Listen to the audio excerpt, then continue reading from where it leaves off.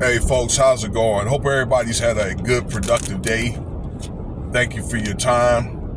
You know, a lot of stuff is going on in the news here.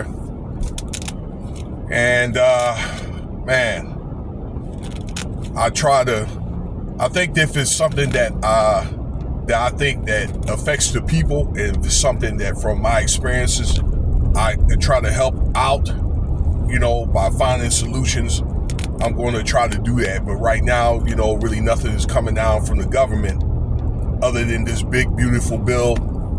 I don't know how it's going to affect, you know, people and things like that. All right. They claim like these bills that they're cutting money, but actually doing this, they're adding to the government. All right. Maybe I'll get around to do a video about that.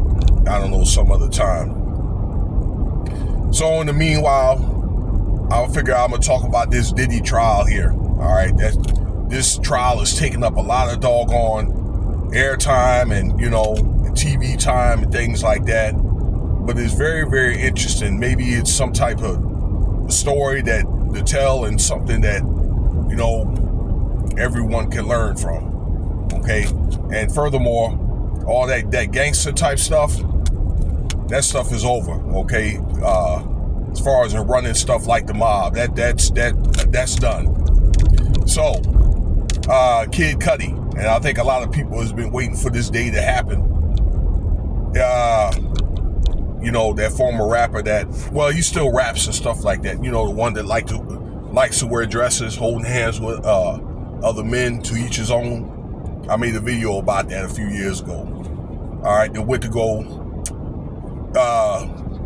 attest in court, okay, in the Enterprise Act from your boy P. Diddy, Sean Combs, okay, bad boy producer, rapper, okay, had a lot of success in the 90s and the early 2000s and things like that, all right. If you don't know him by now, you never will know him, okay, for RICO. And this Enterprise indictment is part of the RICO here, okay, for trying to take this man out in a coup. You know, as part of this RICO indictment in a criminal like type organization. And I was able to get some of the notes of what they're talking about. I'm not going to remember, but you know, I want to ask one thing, because this relationship and it's basically over Cassie, okay, Diddy's ex-girlfriend, 10-year tumultuous relationship. Because it seems like to me that they were swingers. It's like you don't really even know. I don't even know if they even knew what they wanted. Like, if they one day like they're a couple, then the next thing they're swingers, and then the next thing, you know, it's kind of like it's like a beat down type, knockdown, drag down type episodes or what. But Diddy will say during these parties, go out there and go find men and things like that, okay? And it seems like they take these little breathers. That's what it seems like, okay? And that may happen. And then next thing you know, when Cassie runs into somebody maybe that she likes as part of maybe these breathers or whatever, he beats her up, which I don't really understand. You know what I'm saying? I would think that if they had that type of arrangement, there could have been a better way they could have, you know, handled that. So it's kind of like he doesn't mind, but he doesn't want to let her go. You know what I'm saying? It's just really, really bizarre. You know what I'm saying? But basically, I guess he treated her like his property, you know, almost like cattle. I don't really understand, but, you know, he had the money to do it. But although I think some things were wrong, but Cassie ain't no damn angel as well. And so here's what, in more detail, what happened when he had to testify in court today from the notes I got. I got this a little bit off this from Ticker TV, and Cater Shailen. Those are really good sites to listen to. Where this happened in December 2011 during a short fling between Kid Cudi and Cassie. Okay, and when the prosecution was asking Diddy, I'm sorry, not Diddy, but Kid Cudi, you know, what happened and things like that, the man said that he thought that they broke up, okay? And, you know, Kid Cudi and Cassie were kicking it and things like that. And it seemed like it was going really good and they were really getting along. And Kid Cudi admitted that he really, really did like her, okay? And I think that Cassie had probably liked him too. But I think it was kind of like in a situation where Cassie was between a heart and a rock. You understand what I'm saying? And I don't know, you know what I'm saying?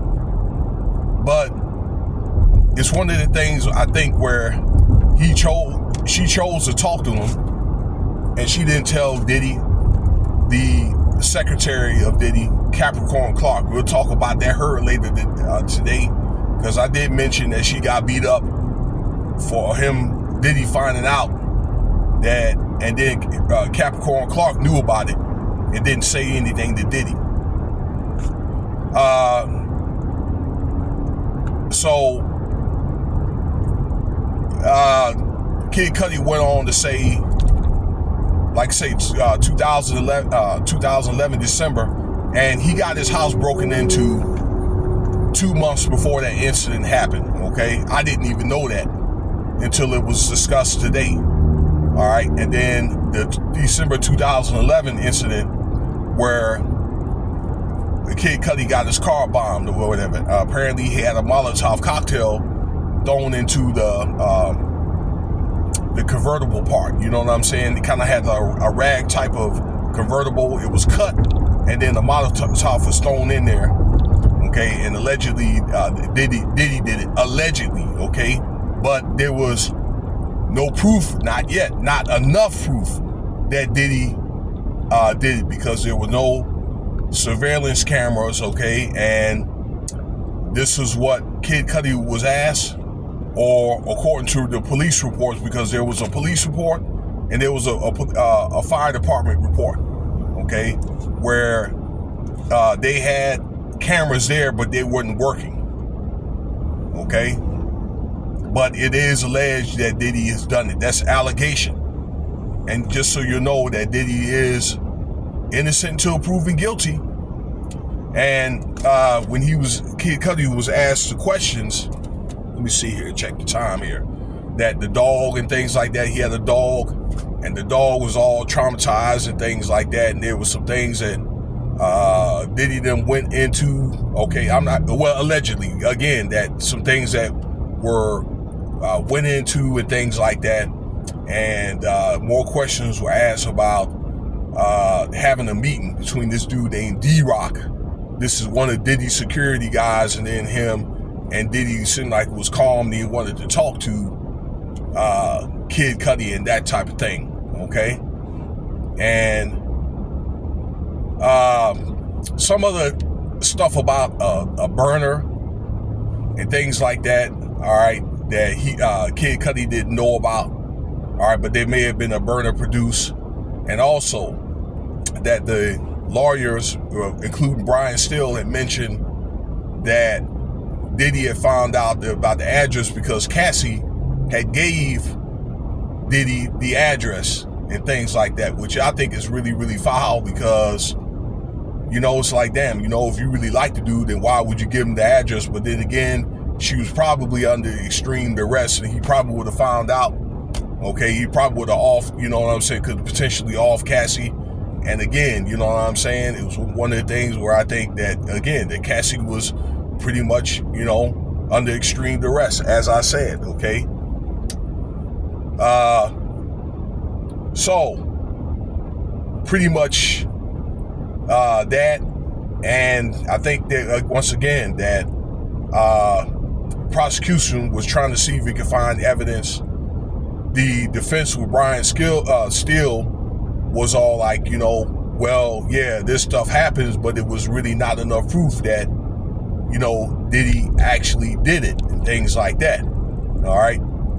But what the defense, I think, wanted to do was make it look like they were consensual, they were cool with the relationship and things like that. And, you know, that Diddy them didn't have anything to do with it. Okay.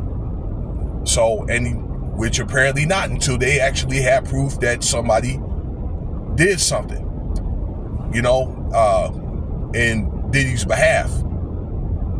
Okay. This is something that might work in Diddy's favor, because there's really not enough proof, once again, that Diddy or his entourage did it. Proving it is another part, okay? The allegations is one thing. So we're going to see, you know, how this thing is going to turn out. It's going to be very, very interesting.